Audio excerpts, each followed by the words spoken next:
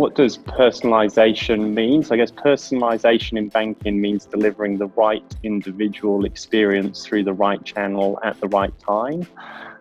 So positioning products to help consumers achieve their objective that's relevant to them.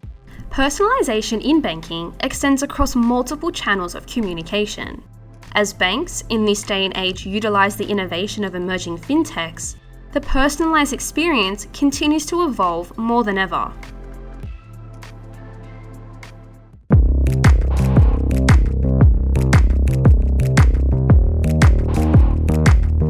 Like you, we're curious too. Opinion X, captivating curiosity.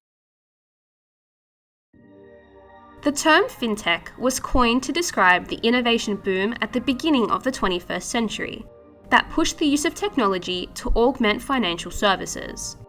From using smartphones for mobile banking to employing multiple formats of AI and machine learning, fintech support means banks can harness data to meet the escalating expectations of consumers. As AI and automation integrates deeper in banking, digital personalization becomes the new norm. Institutions can finally tailor the banking experiences of customers to their everyday needs, whether it's using machine learning to better monitor activity and build customer profiles, or prediction modelling to target future spending habits. Look Who's Charging uses AI to decode bank statement data and provide an accurate overview of where people are spending their money. Co-founder David Washbrook shared his opinion with us about what the personalised banking experience truly means for banks and consumers. So I think when we talk personalization, like digital is a key part of that, and to get hyper or mass personalization, digital and technology is fundamental. But you also have the human touch. But the established banks, I think, are very good with that human touch, personalization through the human touch, whereas the digital banks, the neobanks and the challenger banks are kind of approaching it from the digital aspect. And then as personalization evolves, it'll direct the consumer to the product that's best for them, not necessarily the one that, is going to increase the bank's bottom line by the greatest amount. So I think that'll absolutely foster trust with consumers about them having the confidence that the bank's trying to give them the right product that's best for them, as opposed to the product that's best for that individual's targets or the revenues of the company. By better leveraging big data, fintechs empower banks to predict future outcomes, make useful financial decisions, and offer more tailored experiences to consumers. Dharmesh Mistry, a regular FinTech Futures columnist, shared his thoughts with us about how banks can truly value their customers. Now, if we started to design personalized experiences around a context that the customer understands and wants, that's really where we get into experience-driven banking, and that's when it gets truly personal, right? So if, for example, you are saving for a holiday, not only did the bank account help you save for that holiday, but it kind of understood the kind of holidays that you like and helped you to find them, or helped you to at least to get the best deal on the one that you're looking at, right? Also, told you about the overall expense of the holiday, not just the cost of the flight and the accommodation, but the insurance, how much you might spend on average, because they know what other people have spent on average out there, etc., etc. So it's, really fulfilling the whole experience.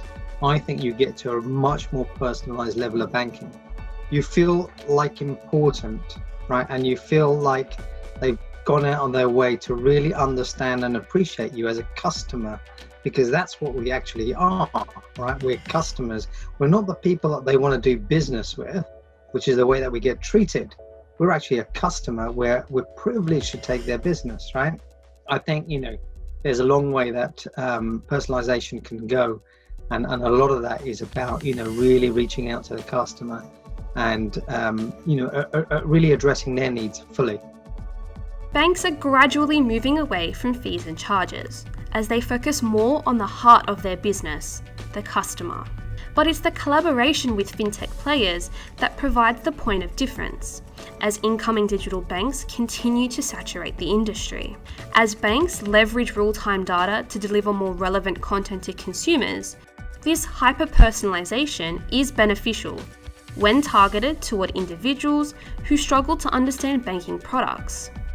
But when this data analysis fails to provide a true overview of the customer, hyper-personalization can easily be mistaken for promotional marketing.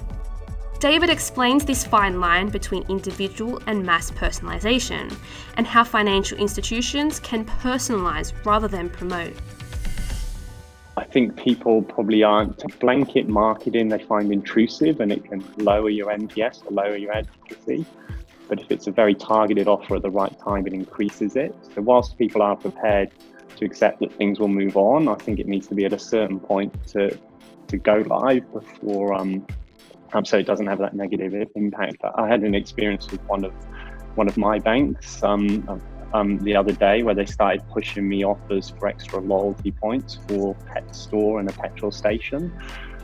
I don't have a pet and I drive an electric car. I haven't used petrol in a long time. So they pushed me to things that were not relevant to me, and I found that personally quite intrusive and annoying. But if they, run AI and, maybe even some of our technology over my historical transactional data, they could have pushed me very much like Netflix does off your watch history, pushed me some offers that were extremely relevant to me that I would have valued. And they can see that I might go to Boost Juice and buy a smoothie, every Tuesday on my way home from swimming or whatever it is. So, here's something, to incentivize me to go to Boost or whatever it might be. So that has a very positive impact for me as a consumer. It raises the advocacy. It's good for the bank because I'm a happier consumer, and the merchant as well, being the third party in that transaction, it's good for them. So yeah, that's probably where you really need to, do it and do it well enough that it's not going to have a negative impact. Right, so we have to change the thinking where we start thinking, well, look, all that we want is to sell them financial products, right, and manage them for them. So we have to help them to meet their life goals.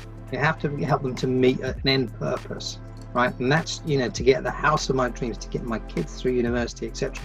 What are all the things I need to do now? And how is the bank going to help me to do to make that stuff happen? Then when you start to look at broader journeys, you can add in non-banking products. And yes, banks have to, if they want to own the customer relationship, they have to get into non-banking services. I think the danger is that if you broadly, try to stereotype or categorize customers, there's no end goal to that. It's just like, oh, so-and-so did this, and so you're going to do the same kind of thing. It doesn't really work. All of this stuff came in. It's like personalization really started kind of with the internet, right? And had to be technology led. Now, in banking, we don't buy stuff, that frequently. We take on products to meet a certain need. Like we'll take a credit card to push some spending out of our, current account. We'll take a mortgage to buy a house, right? Now, there's not much personalization in the product, therefore, right? And there's not much personalization in the process because you're just applying for the product. Understanding the new and changing concerns of consumers has challenged traditional banking structures. Emerging players, born in the era of digitalization, have the home court advantage of designing their technology to target specific customer experiences. With innovative data tools and AI optimization under their belt, personalization is only a direct message away. But at what cost? While some are cheering about having tailored products right at their fingertips, data access and information security concerns are at an all-time high. But the release of secure open banking schemes are handing consumers around the world more financial authority than ever. So technology is critical, right? There's only so much you can do with people. You can't really get a business to significant enough scale, and like the examples of Amazon and Netflix, etc., where it's very much been technology that's advanced the personalization through their businesses. And you're spot on. AI and machine learning are two of the technologies that are really at the forefront of that transformation. Been significant advancements in those over the last few years, and continues to be significant investment in those going forward. So they will play a real key role. I think as well, it's really about you have to evolve, and I think consumers now are aware you're going to see something today and it's going to be better in 6 months. But I think banks need to get this to a good enough point to implement. Otherwise, it could have the opposite effect. It's a very high percentage of people, anything from 50 to 80% of people, I think, want a personalized experience, from banks and other institutions that they're dealing with. But on the other side, I think there's still overwhelming evidence that consumers are cautious about sharing their data and the use of their data. So it probably comes back to my earlier point around, having the right framework in place to give the customer the confidence about, sharing their data securely. So like the open banking framework, and then an education process around it and having the applicable safeguards. So yeah, I think absolutely people want it, want the personal experience. It's increasing the confidence factor though, to let them know that their data is only being used for the purpose that they have authorized it to be so, and it's done in a secure manner. So I think it's that piece that needs to improve. So I think data and information privacy is obviously fundamental. You need clear communication, I think, as I said before, between, the bank or the fintech and the consumer, so that the consumer is fully aware of how their data is being used and that value exchange.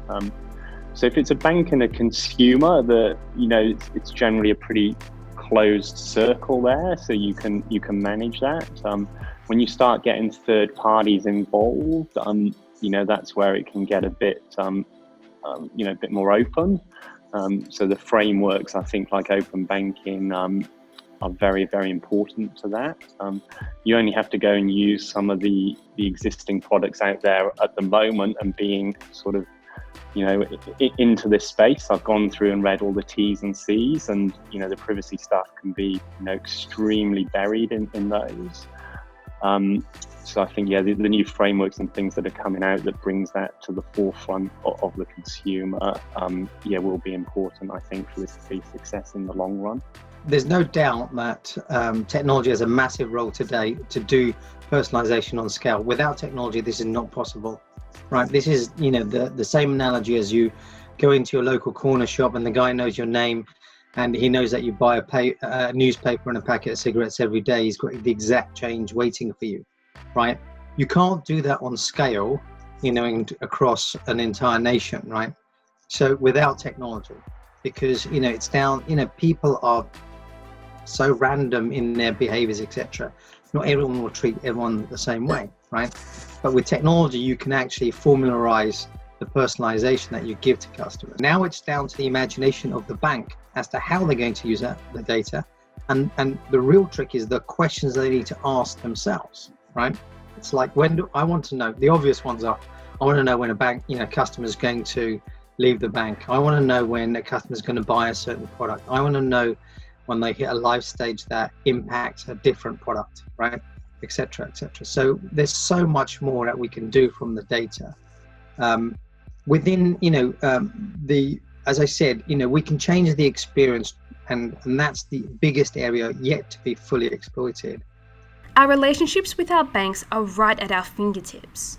In a new era dominated by digital, customers hold expectations that banks provide valuable products for our lifestyles, with personalised services attached. It has led us here at the Start Smart to think, what is the future of the modern bank? As critical data becomes more open and banks become repositories of both money and information, a cycle of dependency forms between banks and the fintechs that are capable of innovating financial services.